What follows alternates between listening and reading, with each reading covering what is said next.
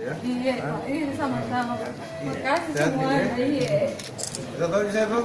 Iya, Gubernur, iya, Bogor. Pak. Ya, wali kota ya. Iya. Ya. Iya. Tuanya juga baru meninggal. Jadi dia anak tunggal. Ya tadi diberi semangat oleh Pak Kapolda. Pak Kapolda sudah menyatakan menjadikan anak itu menjadi anak angkat Pak Kapolda. Ya. Juga kita datang untuk meyakinkan bahwa segala biaya-biaya rumah sakit dan sebagainya itu akan Pak Kapolda udah janji tadi ya, bukan hanya menyelesaikan sudit sampai dia bekerja supaya bisa membantu ekonomi keluarga.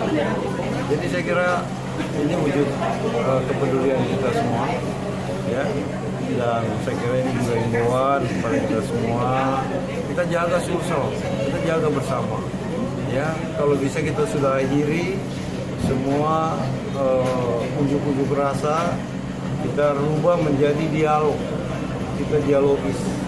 Ya kalau ada memang yang belum kita terima, kita sama-sama bicarakan. Kita duduk dengan kepala dingin. Karena yang kita khawatirkan ya seperti yang terjadi ini. Awalnya murni aspirasi yang mau disampaikan demo damai, tapi kan kita tidak bisa kontrol, kita tidak bisa antisipasi orang-orang yang punya niat-niat kurang baik. Ya. Oleh karena itu, saya kira ini sebuah pengalaman bagi anak-anak para mahasiswa. Kalau ada hal-hal yang memang mengganjal, datanglah kepada kami, Pak Kapolda, Gubernur, ya. Kita selesaikan bersama dengan cara-cara yang bisa.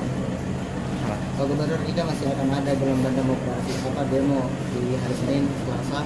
Nah, apa upaya yang dilakukan Pak? Apakah akan dilakukan seperti yang dilakukan Gubernur Jawa Tengah menemui demonstran dan Jadi Pak Kapolda, kami dan seluruh unsur Forkopimda sudah membuat sebuah konsep. Ya, kita duduk bersama.